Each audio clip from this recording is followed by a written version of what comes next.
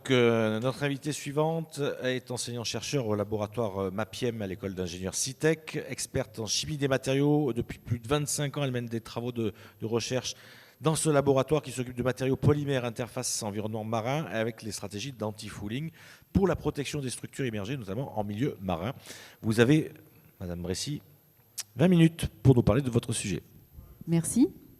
Donc, je vais vous parler donc, de la gestion du biofouling marin, donc, dans le cadre de la maintien en conditions opérationnelles et de la réglementation. Donc, j'appartiens au laboratoire MAPIEM, donc laboratoire matériaux, polymères, interface, environnement marin, avec deux grandes thématiques, les biofilms et l'anti-fouling, et également la durabilité des matériaux fonctionnels. Donc, on a plusieurs thématiques, dont la thématique de développement de surface anti-fouling pour limiter donc l'accrochage des organismes, et je vais vous en expliquer, marins, sur des coques de bateaux en particulier. Donc je vais faire une brève présentation de ce que c'est que le biofouling marin. Dans tous les cas, c'est un véritable casse-tête pour le secteur du transport maritime et naval de défense. L'impact sur le maintien des conditions opérationnelles des structures navigantes, les systèmes de protection par revêtement, et ensuite je parlerai du biofouling marin, mais dans le cadre de la réglementation et également du maintien en conditions opérationnelles. Et je conclurai. Donc le biofouling marin, lorsqu'on immerge une surface dans le milieu marin, quelle qu'elle soit, elle est rapidement colonisée par, d'une part, des micro-organismes, principalement au départ des bactéries, qui vont constituer un biofilm qui va s'enrichir. Et ensuite, on va voir apparaître du macrofouling, donc visible à l'œil nu, tels que des algues, des moules, des balanes. Donc ça peut prendre quelques secondes à quelques jours pour voir le développement de tel organisme sur une surface.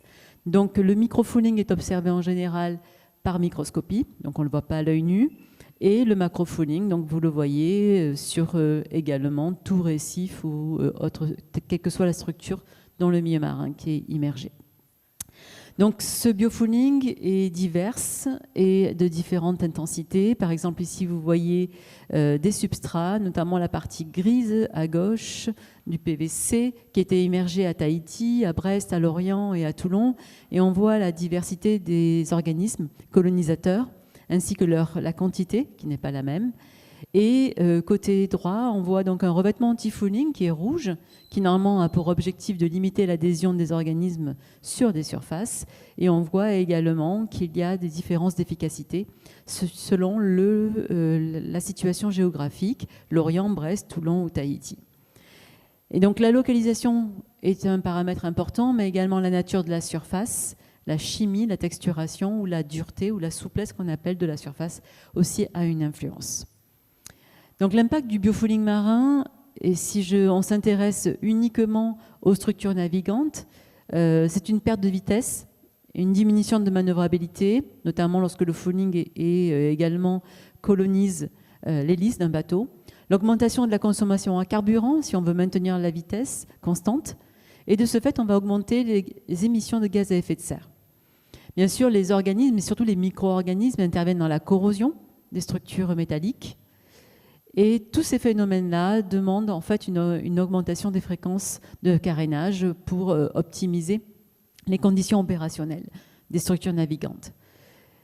Un bateau, un bâtiment, quel qu'il soit, quand il navigue, transporte aussi avec lui ces organismes. Et donc, on arrive là dans la problématique de transfert d'espèces exotiques potentiellement envahissantes et qu'on va rencontrer sur les coques, mais aussi les eaux de ballast. Donc ici, un exemple de l'impact sur la traînée hydrodynamique. Donc on regarde là la variation en pourcentage de résistance à l'avancement du bateau. Un bateau ici sont données donc, issues d'un bâtiment militaire, donc données un peu anciennes de 2007, mais qui sont toujours d'actualité.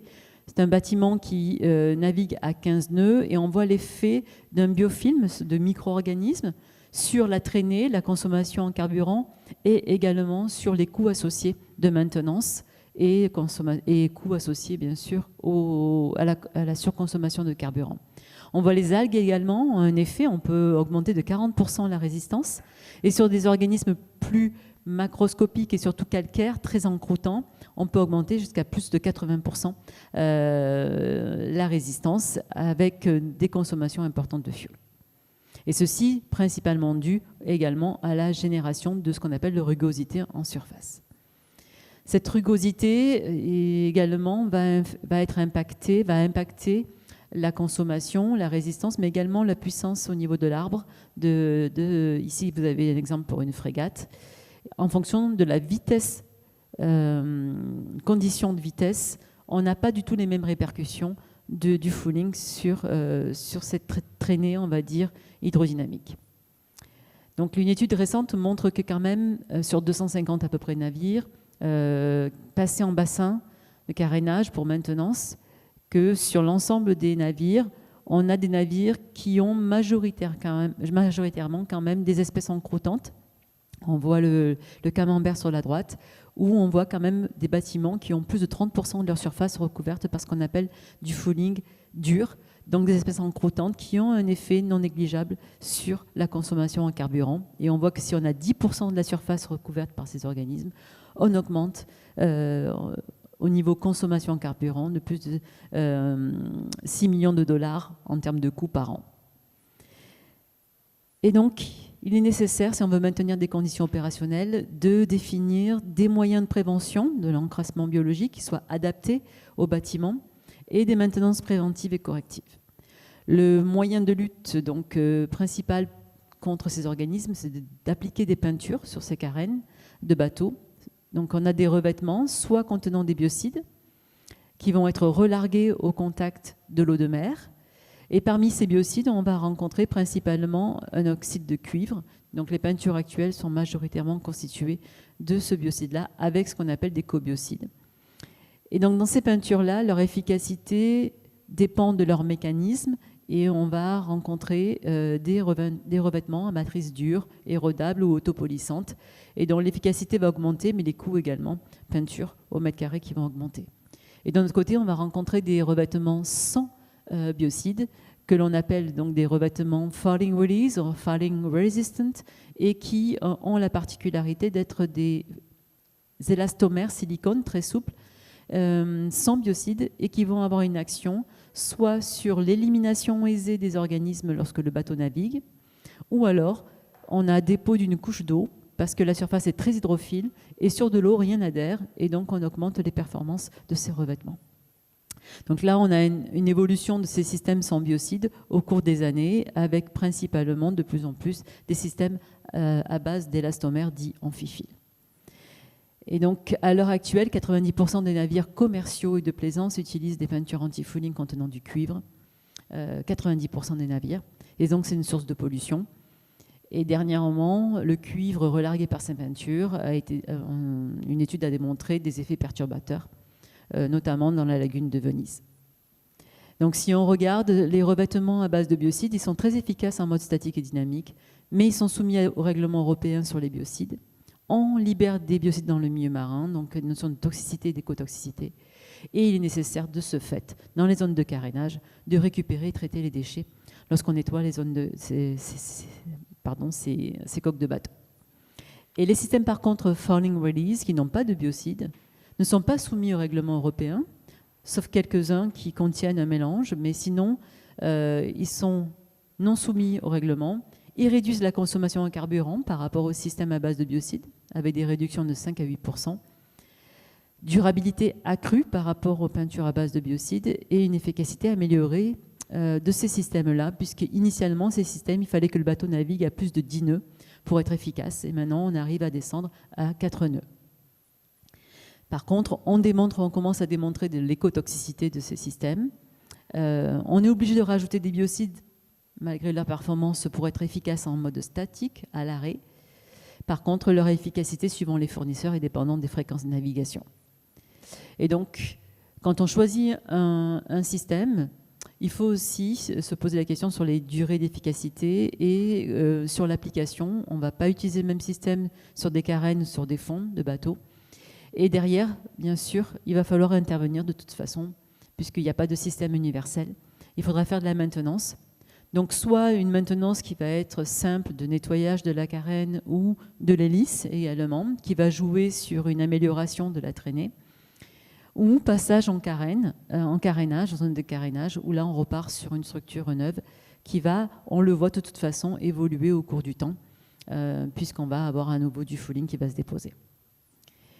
On peut faire de la maintenance préventive, on va dire proactive, avec des nettoyages réguliers. Pour cela, il faut des robots. Ici, c'est un exemple juste de différents systèmes anti-fouling, avec des colonnes différentes, où on nettoie tous les mois, une fois par mois. Et on voit une amélioration nette de la durée d'efficacité, parce que même à 24 mois, on a des systèmes qui sont efficaces lorsqu'on nettoie, et c'est la partie notée GR pour grooming en anglais, en bas de chaque colonne. Et donc oui, nettoyer c'est bien, on trouve de plus en plus de robots disponibles de nettoyage, de ROV, in situ. Par contre, il est nécessaire probablement, avant de nettoyer, de faire des inspections visuelles pour voir la nécessité de nettoyer, parce que ça engendre des coûts supplémentaires. Il faut choisir le choix des techniques de nettoyage, des brosses, du géo de pression, des ultrasons, des UV. Et surtout, se poser la question de la récupération des microparticules qu'on va générer quand on va nettoyer. Donc souvent, on doit récupérer, filtrer et stériliser. Et donc stériliser pour pouvoir rejeter à la mer les eaux de nettoyage sans rajouter des espèces qui pourraient potentiellement devenir invasives. Donc il y a quand même tout de même un impact du nettoyage, et des études commencent à montrer que lorsqu'on nettoie un revêtement, une carène revêtue, eh bien on vient perturber le mécanisme de fonctionnement du revêtement. Et un revêtement qui était efficace 3 ans peut diminuer en durée d'efficacité à cause du nettoyage par des brosses ou du géo de pression in situ. Donc côté biofouling et réglementation, lorsqu'on développe une peinture anti-fouling, ça c'est le fournisseur de peinture.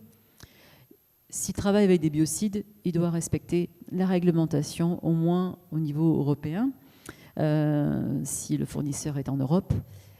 Et on connaît bien sûr les grandes étapes sur l'interdiction de certains biocides, notamment en 2008, l'Organisation maritime internationale interdit l'utilisation du tributylétain, TBT. Et on voit dernièrement, au 1er janvier 2023, également l'interdiction d'un autre biocide, sibutrine, mais qu'on appelle aussi ergarol, qui est maintenant interdit au niveau mondial. Même si ces interdictions pouvaient être nationales dans certains pays, maintenant c'est international. Bien sûr, un bateau, et là je vais parler plus spécifiquement pour le transport maritime, il est demandé aux bâtiments d'augmenter leur performance énergétique et de réduire les gaz à effet de serre. Donc ça, c'est date depuis 2008, qui est la référence, donc l'annexe 6 donc, de Marpol. Et on a il y a une stratégie donc, mondiale qui a été mise en place pour réduire ces gaz à effet de serre et qui a été révisée en 2023, donc c'est récent, avec notamment sur le programme de réduction des gaz à effet de serre. La 4e étude de l'OMI a montré que le transport maritime générait plus d'1 milliard de tonnes de CO2, mais qui ne représente quand même que 2,9% des émissions mondiales. Et un plan a été établi donc à la première échéance 2030, avec une réduction de 20 à 30%, et ça a été révisé à 40%, par rapport à 2008, qui est le démarrage, l'étude première faite sur le transport maritime, et pour aller à une réduction de 70 à 80% en 2040, voire zéro émission en 2050. Et en parallèle, toujours d'adopter des technologies, des carburants, des sources d'énergie à faible émission également, c'est-à-dire essayer de changer un petit peu, travailler avec des moteurs hybrides ou changer son carburant. Et là aussi, ça vient en supplément de la réduction des gaz à effet de serre, d'arriver à transformer, adopter d'autres technologies et essayer d'obtenir des pourcentages allant de 5 à 10%. Et c'est un petit peu aussi les objectifs qui ont été décrits dans France Mer 2030. Le biofouling marin, également, donc performance et réglementation sur la performance énergétique et réduction des gaz à effet de serre. Mais sur performance énergétique, il y a un point important qui est très récent, 2023 aussi, c'est que tout bâtiment dans le transport maritime doit suivre des données pour estimer et calculer ce qu'on appelle l'indice d'efficacité énergétique, EEXI. Alors, EEXI, c'est pour les bâtiments anciens, avant 2011, sachant que tout nouveau bâtiment, depuis 2013, doit déjà en fait, avoir pris en compte dans la conception cette efficacité énergétique. Et il y a un deuxième indicateur, le CII, qui est un indicateur intensité carbone. Et cet indicateur-là, ces deux indicateurs importants qui sont rentrés en vigueur depuis le 1er janvier 2023. Donc l'EXI, qui a une obligation de calculer cet indice de rendement énergétique, mais il est associé à des bâtiments, on va dire, de plus petit volume, avec des jauges brutes supérieures à 400. Mais le CII, l'indicateur d'intensité carbone, qui est un indicateur opérationnel, doit être mesuré annuellement et qui est par contre défini en fait, et demandé que pour des navires dont les jauges brutes sont supérieures à 5000. Et ce CII est calculé par rapport à la quantité de CO2 dégagée, qu'on va souvent associer à la consommation de carburant, mais également la capacité qu'il peut marchandise et la distance parcourue. Et on aura une notation A, B, C, D, E des bâtiments et une obligation de soumission d'un plan d'action si le bâtiment est classé D ou E afin d'atteindre la note C. Mais ce qui veut dire, c'est que quand on regarde ici une simulation de l'évolution de ce facteur-là pour un transporteur de gaz, avec différents revêtements anti-fouling, on voit différentes courbes. Et ces différentes courbes sont pour différents revêtements anti-fouling. On voit qu'au cours du temps, donc sur une période de 5 ans, entre 2023 et 2027, donc entre deux carénages, on voit très bien que ce facteur CI va augmenter à cause du fouling. Et donc il va falloir choisir le bon revêtement de manière à ce que cette augmentation ne dépasse pas, n'arrive pas en D ou en E. Et donc cette simulation a été réalisée, il y a la publication qui est écrite en bas, et a été calculée la simulation par rapport à des données calculées terrain et laboratoire. Et si on continue, il y a d'autres réglementations, puisqu'on parlait de transfert d'espèces invasives ou envahissantes, on a également une directive cadre stratégie pour le milieu marin en Europe depuis 2008. Mais il n'y a pas que l'Europe, il y a également d'autres pays. Et un des pays phares dans la restriction d'entrée sur le territoire au niveau du transport maritime sans nettoyage de coque, maintenant c'est interdit, c'est la Nouvelle-Zélande. En 2018, si un bateau veut rentrer dans les eaux de Nouvelle-Zélande, il doit nettoyer sa carène. Donc il doit avoir zéro fouling, ou du moins zéro macro-fouling visible à l'œil nu. Ce qui veut dire qu'il faut nettoyer sur site, filtrer, ne pas rejeter aucune microparticule, on va dire, et aucun organisme. Donc il faut stériliser avant de rejeter les eaux de nettoyage. La Californie, l'Australie également, en 2021, sont rentrés également. Ce qui veut dire que pour le transport maritime, il y a des gros enjeux de trouver en fait le revêtement anti-fouling éventuellement le plus efficace qui évite en fait d'avoir des organismes qui puissent être transférés et éviter un nettoyage avant d'entrer dans ces zones-là. Donc pour conclure, la gestion du fouling marin doit être pensée en fonction des scénarios.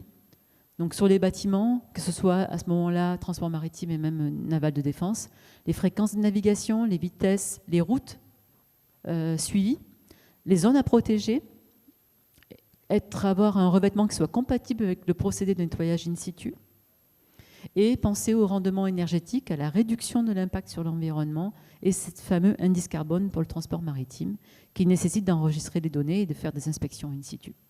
Et si on parle de peinture, eh bien même des peintures qui auraient des biocides, même si on veut réduire la quantité de biocides, elles restent quand même performantes parce qu'elles limitent le problème de transfert d'espèces invasives parce que les biocides tuent les organismes, donc on ne les transporte pas. Elle permet aussi de réduire les émissions de CO2 parce qu'elles sont performantes. Par contre, il faut aussi faire attention, si on utilise des biocides, d'utiliser des biocides qui soient plus respectueux de l'environnement. Parce que l'objectif derrière, c'est d'augmenter la biodiversité marine, protéger l'être humain, celui qui applique la peinture, et améliorer la qualité de l'eau. Donc voilà, je voulais vous remercier pour votre attention. Au laboratoire MAPIEM, juste une information. En fait, on fait du développement de revêtements à faible teneur de biocides, voire sans biocides. On va jusqu'à l'évaluation et la caractérisation in situ. Et on regarde les performances et la durabilité des revêtements en collaboration avec le service ingénierie des matériaux. Voilà, je vous remercie pour votre attention.